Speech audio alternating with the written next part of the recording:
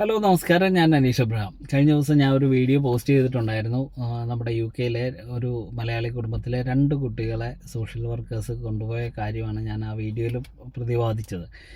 ഏതായാലും ഒരു സന്തോഷ വാർത്തയുണ്ട്. ഈ 2 കുട്ടികളെയും മാതാപിതാക്കൾക്ക് തിരിച്ച് കിട്ടിയിരിക്കുകയാണ്. കുട്ടികൾ വളരെ സന്തോഷമായിട്ടിരിക്കുന്നു. പക്ഷേ മാതാപിതാക്കളുടെ തലവേദന അവസാനിക്കുന്നില്ല. അവർക്ക് ഇനിയും പോലീസ് ഇൻവെസ്റ്റിഗേഷൻ നേരിടണം. സോഷ്യൽ വർക്കേഴ്സും സ്കൂൾ ടീച്ചേഴ്സും എല്ലാവരും പ്രത്യേകം ഇടയ്ക്കിടയ്ക്ക് ഇവരെ ചെക്ക് ചെയ്തുകൊണ്ടിരിക്കും. അപ്പോൾ തലവേദനകൾ ഒഴിവാകുന്നില്ല, അതിങ്ങനെ തുടർന്നുകൊണ്ടേയിരിക്കും.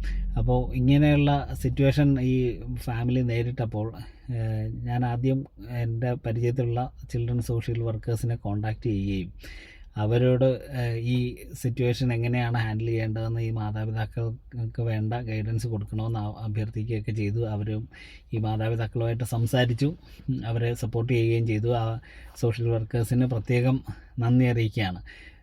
അവരോട് ഈ സിറ്റുവേഷൻ ഉണ്ടായപ്പോൾ ഞാൻ അവരോട് ചോദിച്ച ഒരു കാര്യം, എങ്ങനെ ഇങ്ങനെ ഒരു സിറ്റുവേഷൻ നമുക്ക് നേരിടാൻ കഴിയും, ഇങ്ങനെ ഒരു സിറ്റുവേഷൻ ഒഴിവാക്കാനായിട്ട് നമ്മൾ എന്തൊക്കെയാണ് ചെയ്യേണ്ടതെന്നൊക്കെ ഞാൻ സോഷ്യൽ വർക്കേഴ്സിനോട് ചോദിച്ചിരുന്നു. അപ്പോൾ അവർ എനിക്ക് പറഞ്ഞു തന്ന ചില കാര്യങ്ങൾ ഞാൻ നിങ്ങളുമായിട്ട് പങ്കുവെക്കുകയാണ്. പ്രത്യേകം ഒന്ന് ശ്രദ്ധിക്കുക. പരമാവധി ആൾക്കാരിലേക്ക്, നമ്മുടെ മലയാളികളിലേക്ക് എത്തിക്കാനായിട്ടും കൂടെ ഈ വീഡിയോ എത്തിക്കാനായിട്ട് കൂടെ ശ്രമിക്കുക. അവർ പറഞ്ഞ പ്രധാനപ്പെട്ട ഒരു കാര്യമെന്ന് പറഞ്ഞാൽ ഇത്തരം സിറ്റുവേഷൻ പരമാവധി ഒഴിവാക്കാൻ ശ്രമിക്കുക എന്നുള്ളതാണ്. പെട്ടെന്ന് നമുക്ക് ദേഷ്യം വരും. നമ്മുടെ കുട്ടികൾ നമ്മൾ പറഞ്ഞാൽ കേട്ടില്ല എങ്കിൽ നമ്മൾ പെട്ടെന്ന് ദേഷ്യം വരികയും നമ്മൾ കുട്ടികളെ വഴക്ക് പറയുകയും ചിലപ്പോഴൊക്കെ തല്ലുകയോ ഒക്കെ ചെയ്യാറുണ്ട്. കാരണം നമ്മുടെ മാതാപിതാക്കളെ വളർത്തിയത് അങ്ങനെയാണ്. ആ രീതി നമ്മൾ പിന്തുടരാനായിട്ട് ശ്രമിക്കും. പക്ഷേ ഇത് UK ആണ്, ഇവിടുത്തെ നിയമങ്ങൾ വേറെയാണ്. നമ്മൾ കുട്ടികളെ ശാരീരികമായിട്ട് ഉപദ്രവിച്ചാൽ അവർ പ്രത്യേകം അത് ശ്രദ്ധിക്കുകയും നിയമ നടപടികൾ സ്വീകരിക്കുകയും ചെയ്യും. അപ്പോൾ ഇവിടുത്തെ സ്കൂൾ കുട്ടികൾക്ക് പ്രൈമറി ക്ലാസ് തൊട്ട് തന്നെ കുട്ടികൾക്ക് വേണ്ട പരിശീലനം കൊടുക്കും. ഇത്തരം ശാരീരിക ഉപദ്രവങ്ങൾ നേരിടുന്നുണ്ടെങ്കിൽ അത് എങ്ങനെ റിപ്പോർട്ട് ചെയ്യാവുന്നതും അതിൻ്റെ പരിഹാര മാർഗ്ഗങ്ങൾ എന്തൊക്കെയാണ് എന്നൊക്കെയുള്ള കാര്യങ്ങളൊക്കെ ഈ ടീച്ചേഴ്സും സോഷ്യൽ വർക്കേഴ്സും പോലീസും ഒക്കെ ഈ കുട്ടികളെ പ്രൈമറി ക്ലാസ് തൊട്ട് തന്നെ പഠിപ്പിക്കും.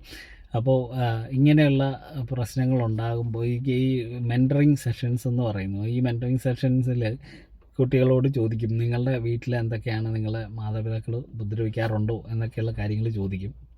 അപ്പോൾ നമ്മുടെ കുട്ടികളല്ലേ, കുഞ്ഞു കുട്ടികളല്ലേ, അവർ ഉള്ള സത്യം പറയും. വീട്ടിൽ മാതാപിതാക്കൾ തമ്മിൽ വഴക്കാണ്, അല്ലെങ്കിൽ ഞങ്ങളെ വഴക്ക് പറയും, അടിക്കും എന്നൊക്കെയുള്ള കാര്യങ്ങളൊക്കെ ഇവർ ഷെയർ ചെയ്യും.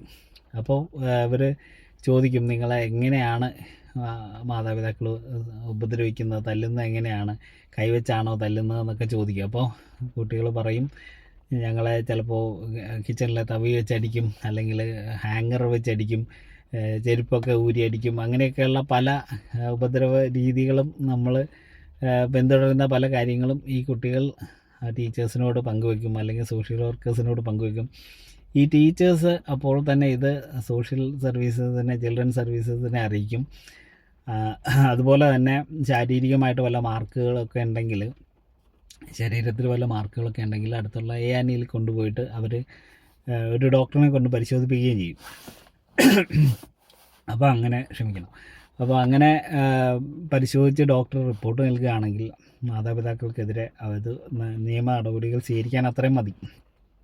അപ്പോൾ അങ്ങനെയുള്ള നമ്മൾ ശാരീരികമായിട്ടുള്ള ഉപദ്രവങ്ങൾ പരമാവധി നമ്മൾ ചെയ്യരുത്.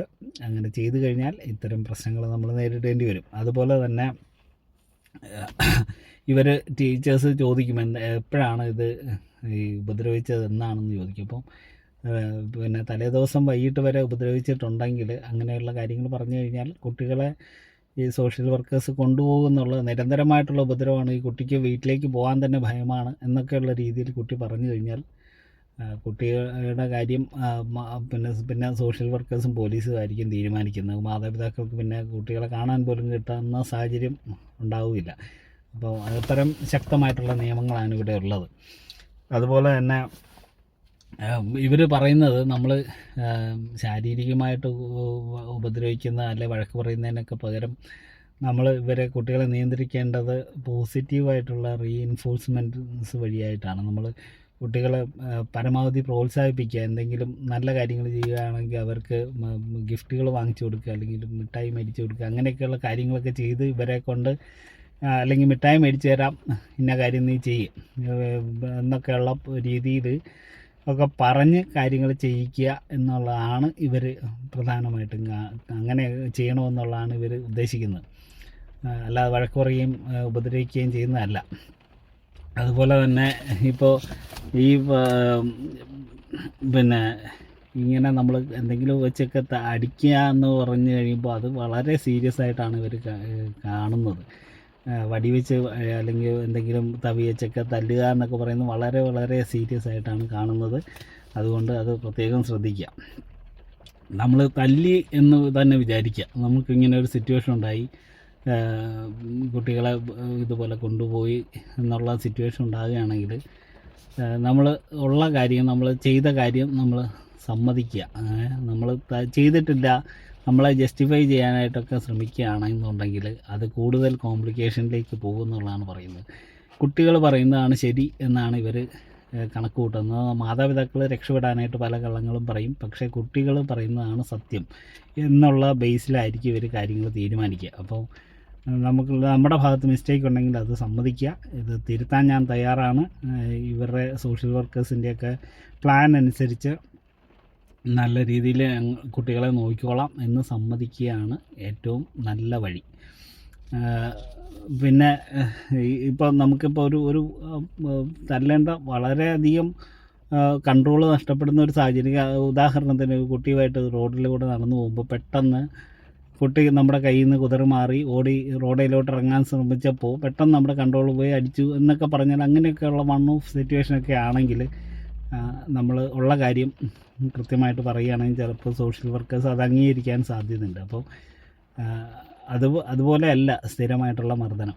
ഓക്കെ, അപ്പോൾ അതൊന്ന് പ്രത്യേകം ശ്രദ്ധിക്കുക. എന്തായാലും ഇത്തരം സിറ്റുവേഷനിലേക്ക് നമ്മുടെ കുടുംബങ്ങൾ പോകാതിരിക്കാനായിട്ട് പ്രത്യേകം കരുതലെടുക്കുക. നമ്മുടെ കുട്ടികളെ പരമാവധി സ്നേഹിക്കുക, അവരുടെ സന്തോഷത്തിൽ അവരോടൊപ്പം നിൽക്കുക. മാനസികമായിട്ട് അവർക്ക് ഏറ്റവും കൂടുതൽ സപ്പോർട്ട് വേണ്ട കാലഘട്ടമാണ്. അപ്പോൾ നമ്മളുടെ ദേഷ്യങ്ങളും നമ്മുടെ ജോലി സ്ഥലത്തെ പ്രശ്നങ്ങളും ഒക്കെ തീർക്കേണ്ടത് കുട്ടികളുടെ മേലല്ല, അല്ലെങ്കിൽ നമ്മുടെ കുടുംബത്തിലെ ഭാര്യയുമായിട്ടോ അല്ലെ ഭർത്താവുമായിട്ടുള്ള പ്രശ്നങ്ങൾ തീർക്കേണ്ട കുട്ടികളുടെ മേലല്ല എന്ന് പ്രത്യേകം ഓർക്കുക. അങ്ങനെ നമ്മൾ എന്തെങ്കിലും ചെയ്തു കഴിഞ്ഞാൽ നമുക്ക് കുട്ടികളെ നഷ്ടപ്പെടും. അതുകൊണ്ട് പ്രത്യേകം ശ്രദ്ധിച്ചുകൊണ്ട് നല്ല രീതിയിൽ ഒരു ജീവിതം മുന്നോട്ട് പോകട്ടെ. കുട്ടികൾക്ക് നല്ലൊരു ഭാവി ഉണ്ടാക്കാനായിട്ട് നമ്മളിവിടെ വന്നിരിക്കുകയാണ്. അതുകൊണ്ട് ആ രീതിയിൽ ചിന്തിച്ചുകൊണ്ട് നല്ല തീരുമാനങ്ങൾ എടുത്തുകൊണ്ട് മുന്നോട്ട് പോകട്ടെ. കേട്ടിരുന്ന എല്ലാവർക്കും നന്ദി. നല്ലൊരു ദിവസം ആശംസിക്കുന്നു. Thank you.